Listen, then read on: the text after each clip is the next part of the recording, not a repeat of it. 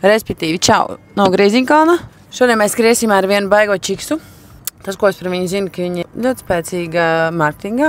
Un tas, ko es vēl zinu, ka viņa, man liekas, ir vēl spēcīgāka savos fiziskajos dotumos. Un tas, ko viņa, sieviešu cilvēks, ir dabūt gatavu, tur vēl jāpameklē. Ko viņa dara? Kāpēc viņa to dara? Kā viņai tas sanāk? Un kā viņa saprata, ka viņai tas sanāk? Par to mēs aprunāsimies, bet pirms tam vajadzētu pārģērbties. Radio tev. Ja kas tā jāklausās ir?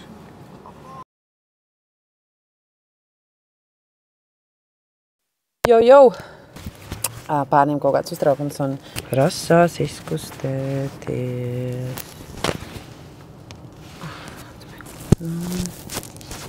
Salavosim. Nu tā.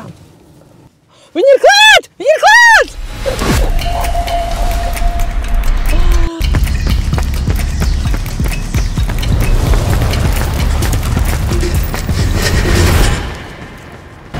Nu labais! Labi izskaties. Pati labi izskaties. Ir neliels satraukums, protams, vēl pirms šīm reizēm, jo es neesmu nekāds, piemēram, nefilmētājs pēc profesijas, ja? Nē, es esmu kaut kāds tur montēts. Kur tev tur bija? Neiztīsies, ka man bārdi.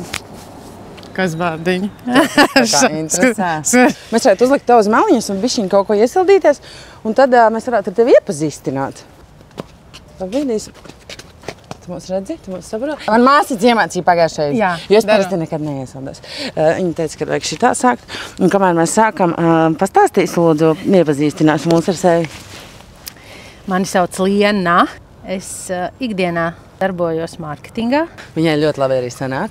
Man ir gandrīz 40. Un man patīk piedzīvojumi, man patīk izaicinājumi, man patīk sasniegt to, ko es vēl neesmu sasniegusi. Virsotnes, burtiskā, tiešā gan savējās, gan augstienes. Nozīmē, jā. Un vispār ir tāds brīdis, ka man šķiet, ka es varu visu. Un tā ir baigovā sajūta, jā. Tā kā varbūt citreiz man biedē tie nākamie izaicinājumi, kas man ienāks prātā. Es kaut kā ļaujos, jā, tām idejām, jo nevelti man šķiet atnāk kaut kas, un tad ir jautājums, ko tu ar to dari. Noglabā kādā plauktiņā? Jā, vai tu meklē attaisnojums?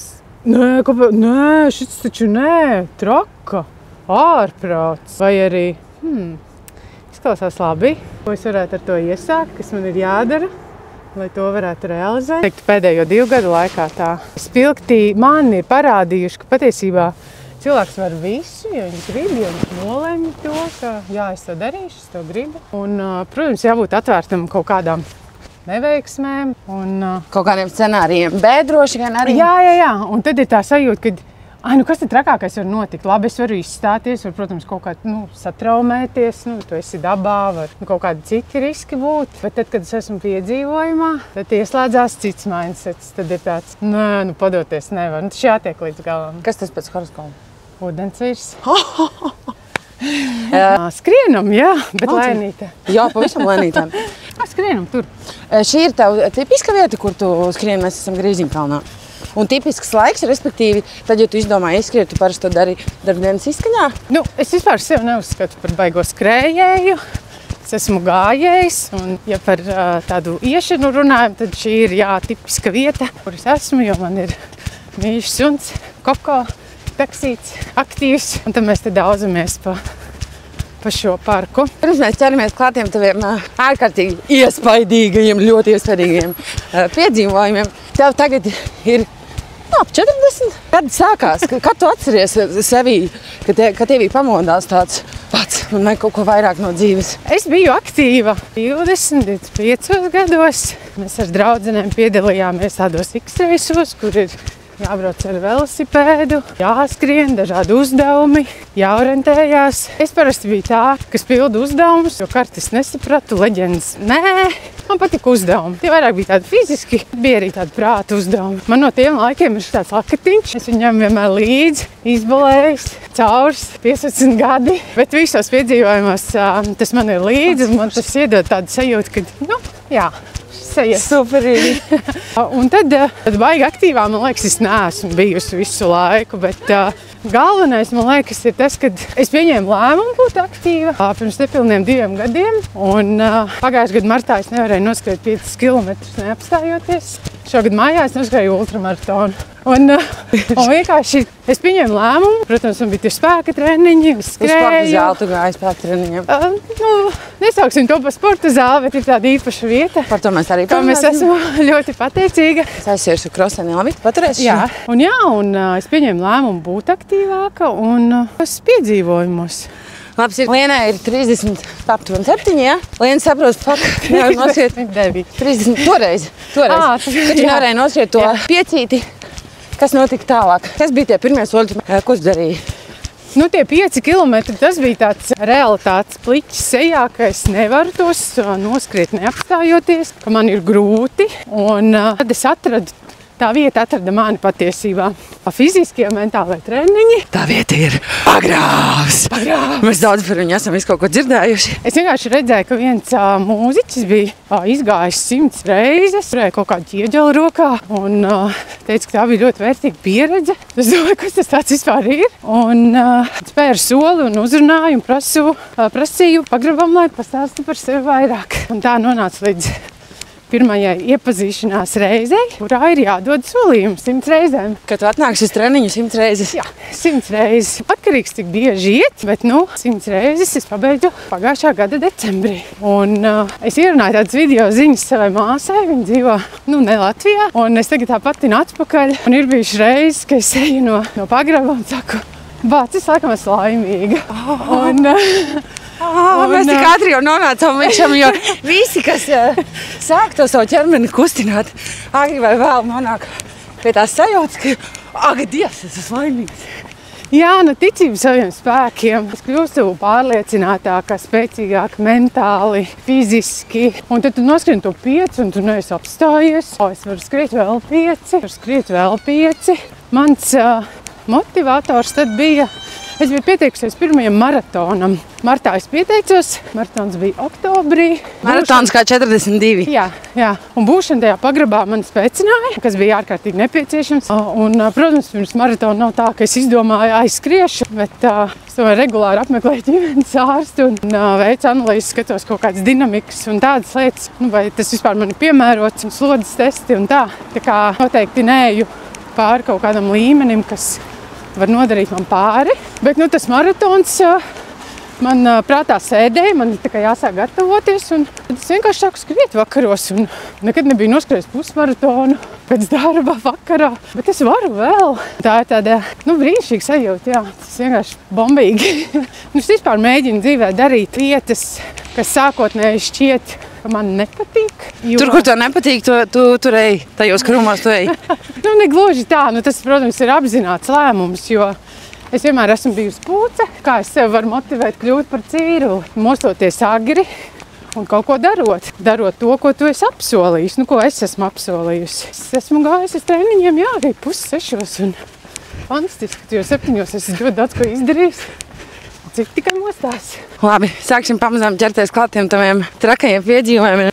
Pastāst, kas tev pašai liekas, tādi tavi ievērojamākie? Man ļoti, ļoti patika iet apkārt Montblanam, jo sanāk iet caur 3 valstīm – Itālija, Francija un Šveice. Tas ir gājiens, tas patiesībā ir ultramaratona trase, ko cilvēks skrien 24 stundās. Man tas bija pārgājiens, 10-11 kilogramīgu somu uz pleciem. Un tas ir ārkārtīgi skaists. Tā, ka ļoti, ļoti skaisti. Protams, ir grūti brīži, kā nekā 170 kilometri, vairākas dienas, diskomforts kaut kādā mērā, nērti, bet tas skaistums un tas, ka tu esi atslēdzies no visa un baudi un ej tajā nezināmajā, tas iedod tādu excitementu. Vienmēr garākos pārgājienos pienāk tā diena, kad tu pamosties. Pirmā doma ir jāiet. Sajūta, ka tu atver acis un ir jāiet. Nenormāli forši. Tas bija ļoti, ļoti skaists gājiens un ar iespēju redzēt arī citus. Un man ārkārtīgi fascinē seniorus, kas ir aktīvi, kas arī iet to pašu gājienu. Labi, viņi ieplānojuši varbūt tur 10-15 dienas un noiet gabaliņu, tad aizbrauc uz viesnīcu, tad nākamajā dienā iet nākamo gabaliņu, bet viņi iet. Un tas arī, viens no maniem motivatoriem. Negribās man būt, kuram gribās būt vecam, bet es būšu veca, bet es gribētu būt dzīvelīga, enerģiska. Un kā mēs zinām, enerģija ražo enerģiju, un es domāju, tagad ir īstais brīdis sākt. Ikvienam, vienalga, kurā vecumā, sākt ar kaut kādu mazumiņu, nebaidīties sapņot arī par iešanu apkārt Montblancam, kaut ko vēl trakāk. Tas Montblancs vispār tagad ļoti populārs. Nezinu, kāpēc tas tā ir sanācis. Laikam trendi un kaut kādas popularitātes viļņi ir visos dzīves nogriežņos. Tā kā notiek. Varbūt kāds ieteikums tiem, kuri sapņo, plāno. Noteikti vajag iet. Gāju jūlija beigās, augustā pagājušajā gadā. Un laiks bija brīnišķīgs. Tam procesam jāaiziet cauri, jāplāno, ko ņemt līdzi, ko tajā somā likt. Un tagad jau ir daudz dažādu raidījumu un iedvesmas video par to, kādu cilvēku apavus izvēlēties, tur zeķītes, tur vēl kaut kādas citas lietas. Un tā informācija ir tik pieejama. Vajag tikai cilvēkam nolemt to darīt un sākt. Tu teici, ka tev līdzi bija 11, 12 aptuveni kilogramīga soma. Vai bija kaut kas tāds, ko tu būtu otrais ejot, tomēr izvēlējusies atstāt mājās? Nē. Wow! Tas ir ļoti pārdomāti, jā. Wow! Neizmantota palika sos svilte. Paldies ļoti Dieviņam. labi. Un pelkastīns tika izmantots pēdējā vakarā. Es ļoti rūpīgi tam piegāju, jo vairāk sagatavojās un pārdomā, jo ir tā, lielāka tā drošības sajūta. Protams, var visu arī nopirkt uz vietas, un katrai situācijai ir risinājums, un tur ir citi gājēji, un kaut ko var pavaicāt un aizņemties, un vēl kaut kā. Tas sagatavošanās process patiesībā iedod tādu papildus pārliecību tam, ka jā, ok, es zinu, kas man ir, līdzi. Es zinu, kā es to izmantošu, un tas ļauj arī tā kā paredzēt tās situācijas, kā tu sākumā teici, plāns B vai plāns C, un mēģināt iztēloties, ja līs lietas, man vajadzēs pančo, ja tas, tad to. Tā kā jā, un noteikti viens padoms nūjas ir tas, kas ļoti palīdz. Kāpjot augšā lejā, tas ir ļoti labs atsvars. Es gribu vēl tavus divus tavuprāt labākos piedzīvojumus dzirdēt. Laikam tas ultramaratons Rīga-Valmiera. Jā. Rīga-Valmiera ir 107, tas ir pa nakti. Jā, starts bija 3. maijā. Tāda tradīcija nolikt ziedus pie brīvības pieminekļa, un tur tiek dots starts. Finišs ir Valmierā pie Sīmaņa baznīcas. Šogad īpaši tādēļ, ka 107 kilometri, Latvijai 107 gadi. Un pirms 4 gadiem man tāda ideja kaut kur prātā ienāca. Nē, ārprāts, tas taču ir kaut kas nenormāls. Tas ir pilnīgi kosmonauti to dara. Tas ir kosmos. Tas tak nav izdarāms. Un tagad es noskrēju to maratonu, es sapratu, ok, tas tā kā būtu, to es varu. Pēc tam tas recoveries bija diezgan ok. Un ultramaratons izklausās wow. Crazy Man kā neskrējējam, un tiešām skriešana, tā. Bet ultramaratons ir vairāk par mentālo spēku, es teiktu, un to, cik cilvēks ir izturīgs. Un tajā brīdī, kad gribās padoties, vai man taču tik ļoti sāp, man taču ir tik grūti no rīta kaut kur, man liekas, kaut kur Raganā. Lai tieši žēlīgs, vienkārši es jau iedomājos, cilvēks ir ar kājām nokļuvis Raganā. Noskrieti 53 kilometri, priekšā vēl 54. Man liekas, kāpēc es to daru? Kāpēc man tas vai bija vajadzīgs? Bet rīt saule atkal iedod kaut kādu enerģiju, man ir atlasīta tur mūzikas liste, pilnīgs rosols, bet es vienmēr sev saku, bet es taču jau gribēju. Un es gribu zināt, kā tas ir finišēt un kā tas ir iet tam cauri līdz tam finišam, kad ir sasniegts tas, ko es vēlos. Un 70 km kaut kur, šitā te arī noskrēja, un 40 sanāca ātri noiet. Bet kontrola laiks ir tas, kas papildus motivē, un tas ir jāizdara 19 stundās. Man izdevās 18 stundās un 20 minūtēs. Un tie, kas brauc projektī, mašīnām, tie tur pīpina un tur uzmundrina. Tas ir vēl tādu papildus Tas, protams, nav Rīgas maratons, jā, kur ielas ir pilnas, bet jā, protams, tas atbalsts arī ir ārkārtīgi svarīgs. Kas notiek smadzenēs tajā brīdī, kad tu esi aizgājis līdz tā Valmieras baznīcai? Nu, man parasti ir bācis, cik tas bija labi. Kaut gan viss sāp, visas maliņas sāp. Ir pārgurums, nakts nav gulēta, jo kaut kas rādās no tā bezmiega. Bet tā pirmā ir tā pozitīvā sajūta. Bācis, cik tas bija labi. Protams, braucot atpakaļ ceļā uz Rīgu, tu saproti, nu varbūt tik labi tas nebija, man tur velk un tur sāp un tas, bet man vienmēr pēc tādiem piedzīvojumiem tā kopējā sajūta ļoti pozitīva. Tās grūtības aizmirstās. Tas tās labs veids, kā to robežiņu paplašināt. Ja man bija grūti tie 5 kilometri, tagad man bija grūti, 60. Varbūt, ja būtu garāki distanci, tad grūti palikt tikai 100. Jā. Es nezinu, es tagad droši vien tā baigi muldu, bet nenormāli forša sajūta. Es apzinos, es to varu. Un bieži vien man ir tā uzreiz pēc finiša. Ko vēl? Ko nākamo? Uzreiz pēc finiša? Uzreiz pēc finiša šai sievietei. Viņa ir vienkārši motors iekšā. Es nezinu, man tā ir. Droši vien, ka daudziem arī tā ir. Bet tikko pārgājām pāri Madeirai, arī 6 dienu pārgājiens. Vajadzēja gan ieplānot 7 dienas. Tur laikapstākļi tādi neparedzami. Bet te es domāju, kur vēl tāda forša taka varētu būt. Un, Tātad tu droši vien izgājis UTMB ir Tenerife, tāda taka no dienvidiem uz ziemeļiem. Es domāju, tas varētu būt nākamais. Es februārī braucu uz Tenerifi. Izpētes brauciens varbūt. Vai tu Madeiru liksi kā trešo savu sasniegumu? Jā. Tad es runāšu tagad.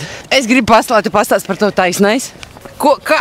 Cilvēks noskrēja maratonu, es nekad neesmu noskrējis maratonu. Un tu tagad esi noskrējis 42, 107.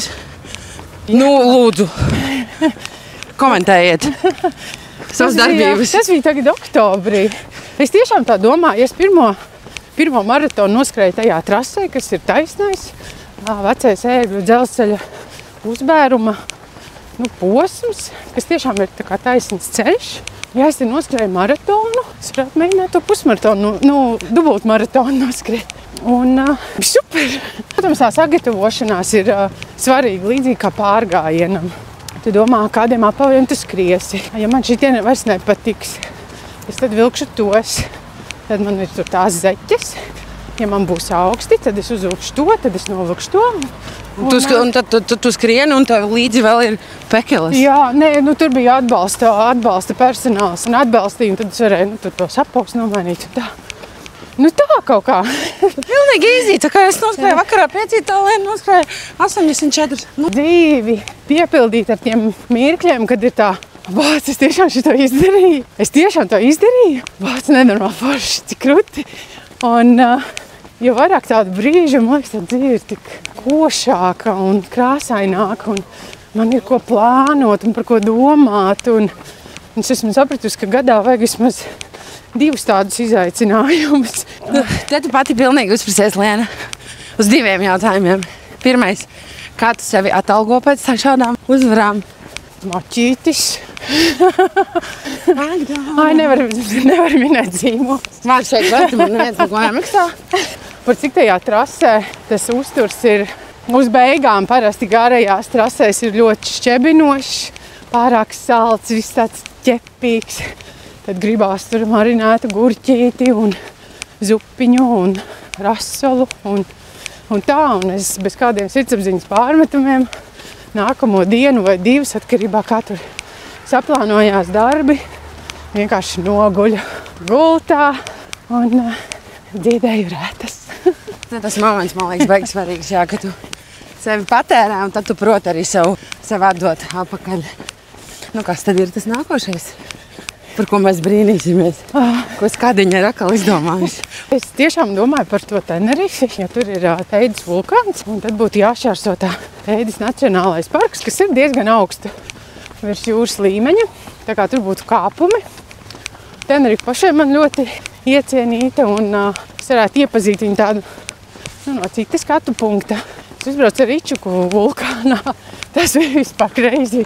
Tas tiešām ir viss trakākais, kas ir darīts. Jo es vispār neesmu riteņbraucējs, man nav velosipēda. Es neesmu skrējējis, es tikai 107 un 84, un es neesmu velosipēdists, un tā riteni tā, bet tēdēs uzbraucu. Tenerifē var izīrēt ričukus, un sportiski cilvēki ar ričukiem brauc augšā. Tas ir vismaz 50 km tikai uz augšu. Un es vienmēr esmu noskatījusies, kā viņi tur minās augšā, un man liekas, viņi tik priecīgi ripinās lejā. Jo tad nav jāminās, un tad viņi tikai izbauda. Un es ar tā gribu. Es kaut kāds 2 gadus par to domāju. Es domāju, kas tev trakākais var notikt? Tas var izstāties. Neturpināt. Ripināties lejā ātrāk. Kas arī ir ok. Un, protams, jāpazīst savs ķermenis tādā ziņā, kad pietiek. Es uzbraucu augšā, tas bija ļoti grūti. Asaras, dira. Bet es esmu sapratusi, ka asaras ir tas veids, kā es atbrīvojos no tā grūtuma, tā brīža. Un pēc tam man vienmēr paliek vieglāk. Tad es atkal saņemos. Tie pēdējie kilometri bija ļoti, ļoti lēni. Man likās, ka es ātrāk varētu uziet. Un tad pienāca tas brīdis, kad var laisties lejā. Un tas bija briesmīgi, tas bija vēl trakāk. Tas bija kaut kāds mednesis vienkārši. Jo rokas salst, ir ļoti stingri jāturās pie tā ričuka stūres. Ātrums ir nenormāls, jo stāvums vienkārši ripinies lejā un tad pa tām bremzēm. Par cik es neesmu riteņbraucējs, es tur īsti nezinu, ar kurām tur strādāt. Vēl tie līkumi, par cik serpentīni. Jā, tā kā tāds secinājums, ka labāk un stabilāk ir uz augšu. Un arī tagad Madeirā kāpjot augstākajā virsotnē. It kā grūti ir kāpt augšā ar somu, bet tas ir stabilāk nekā kāpt lejā. Liena, vai šādas ļoti, ļoti iespaidīgas fiziskas grūtības, to palīdz pēc tam ikdienā tikt galā labāk varbūt ar kaut kādām stresa situācijām, ar ko mēs katrs darbā neapšaubāmi saskaramies tādā kapitālisma gadsimtā dzīvojot. Cilvēki, kas ir sevi izaicinājuši un izgājuši kaut kādām grūtām situācijām cauri, pirmkārt labāk sevi iepazīst, un tad, kad ir kaut kāds izaicinājums darba vidē priekšā, tad es nereti vienkārši tā salīdzinu. Ja es varēju to, tad kas tas šitas? Tie ir tādi ziediņi. Un ejot garus pārgājienus un izaicinot sevi tādos arī garākos skrējienos, mentālais spēks tiek attīstīts un stiprināts. Un man liekas, ka sabiedrībā kopumā vajadzētu vairāk pie tā piedomāt. Tāpēc cilvēkiem vienkārši jākustās kaut vai nedaudz, kaut vai 15 minūtes dienā. Kā tava mamma skatās uz visiem šiem piedzīvojumiem, mammas acīm, ko viņa saka par tevi? Viņa atpojās. Viņa saka, ka tu esi tāds malacīts, un vienmēr jūt līdzi un novēl veiksmes un izturību. Tagad, kad Madeiras virsotnē guļot teltī pa nakti, dzirdēju, ka kaut kas grabinās. Pēc tam sapratu, ka tā bija žurka. Kas grauž nūjas. Nopietni, ak, Dievs! No rīta es mammai to pārstāstu. Kā joku, tas jau ir noticis vairs. Nav man arī nekāda satraukuma, kaut gan žurkas. Nē, tāda pusgrausta. Un tad es mammai izstāstu to stāstu. Ak, šausmas! Un tad viņa bija tāda ļoti, ļoti šokēta. Bet tajā brīdī, kad tu esi tajā situācijā, tad tas patiesībā nemaz nav jau tik briesmīgi, kā tas varbūt pēc tam izklausās, jo cilvēkiem jau tā iztēle baigi labi strādā. Man ģimene ļoti atbalsta, un tagad, kad es eju, savai meitai teicu, es eju pārgājienā ar draudzeni, gar jūru iesim, cik kilometrus viņa man prasa. Es saku, kaut kā 12 būs. Tā jau ir pastaiga. Man atkal liekas, ja maizītes ir līdzi, tad tas ir pārgājiens. Cik forši. Un šādos piedzīvojumos viennozīmīgi pienāk tāds brīdis. Viss. Asaras, tulznas, smeldzoši muskuļi. Vai tu vari pastāstīt kaut kādu savu trakāko lūzuma brīdi? Kā tu viņu pārvarēji? Laikam bija Rīga Valmiera kaut kāds 80. kilometrs, kad saprotu, man vienkārši vajadzēja paraudāt un turpināt. Es vienkārši apzinos un tiešām tam ticu, ka cilvēks saka, viņš saka vai sevi iegalvo, vai vēlas sevi iegalvot, ka es vairs nevaru. Tie ir kaut kādi 40–50% no nevaru. Tad ir jātiek pāri tām domām, jādomā uz priekšu, nevis par to, ka cik man grūti vai kā man sāp, bet cik forši, vēl tikai 30 kilometri. Riku jau tur nākamā pieturiņa vai šā forša dziesma. Meklēt vienkārši tās pozitīvās lietas un nekoncentrēties uz to, cik grūti, jo tas grūtums aizmirstās vienmēr. Un paliek milzīgs gandarījums. Kas ir tavā Rasola playlistē? System of a Down, Offspring un tādas jaunības dienu mūzika, Zigfrīds Muktupāvels un kaut kāds Mēnoēts un tādas latviešu rītīgā estrāde. Jā, es zinu, ka citi saka, ka nevajag tur klausīties varbūt mūziku, kad tu skrien un vēlēs saglabāt tādu vienādu ritmu, bet mēs varētu uzskriet augšņā, atsildīties, ja mums ir priecītas, iedomājies. Ko tu novēli Lienai pēc 10 gadiem? Piedalīties tajā ultramaratonā apkārt Momlēnam. Wow. Un es tiešām novēlu viņai pieturēties pie tām idejām, kas ienāk prātā un agrāk vai vēlāk tās realizēt. Kad iesāt izdodas. Noteikti izdosies. Kad cilvēkiem tā kustība, galvenais regulāri kustība ir jāuztver kā, ka es sev dodu to iespēju. Es sev dodu iespēju uzstēties, es sev dodu iespēju spēcīgākam. Un patiesībā es domāju, ka jebkurš cilvēks kādam citam cilvēkam novēlētu, lai tev būtu tāda iespēja, varētu sev to dot. Vienkārši arī sev jādod. Kā jāmīl sev bija ko vairāk. Tad cilvēki būs pārsteigti par to, ko var ar to mazumiņu panākt. Labāks miegs, priecīgāks prāts, vairāk enerģijas. Pasaule, man liekas, arī par šādu lietas. Man labāka. Mēs ar Lienu kādreiz strādājām kopā. Un es aizdodos pie Lienas. Mēs bijām sadarbības partners. Un mums ir tikšanās ar vēl visādiem cilvēkiem. Bija dzimšanas diena. Vai arī to bija varbūt dzimšanas diena iepriekšējā dienā bijusi. Un Liena, tā bija, man liekas, 38 vai 39, iespējams 40 vēl nav. Nē. Tad 39. dzimšanas diena. Un Liena savas 39. dzimšanas dienas pār agrā rītā, kuros 4 no rīta. Cilvēks Bija tāda lieta, jā. ir vienkārši sporta zālē un noskrien celiņa 39. Jā. Es domāju, tā būtu rītīgi laba tradīcija. Un tā kā, tas noteikti, ko es darīšu februārī. Jānoskrien 40, varbūt ārā, varbūt uz skrejceliņu, jo skrejceliņš bišķiņ... Boring! Priekš tādas distances. Jā. Domāju, kāpēc ne? Arī, ko tur var zaudēt? Tu taču nevari neko zaudēt. Vairs to nedarīt. Aiziet mājās un turpināt gulēt. Bet jā, es paņēmu abonementu uz vienu dienu. Un patiesībā tas lielākais pārsteigums bija nevis par to, ka es noskrēju un tā. Bet tas lielākais pārsteigums bija par to, ka daudz cilvēku naktī ir sporta zālē. Tas ir vispār crazy. Viņi tiešām sporto un droši vien varbūt ikdienā viņiem tā kā mājiņu darbs vai kaut kā tā, bet jā, aiziet sporta zālē naktī. Tur viss kaut kas ir. Tur viss kaut kas notiek. Super. Es domāju, ar to mēs varam arī atvedīties šoreiz, aiziet sporta zāli naktī. Galvenais aiziet tur. Lienu! Paldies tev. Tiešām paldies. Tagad jāiet uz atklājumu, man tur maz dāvanīt.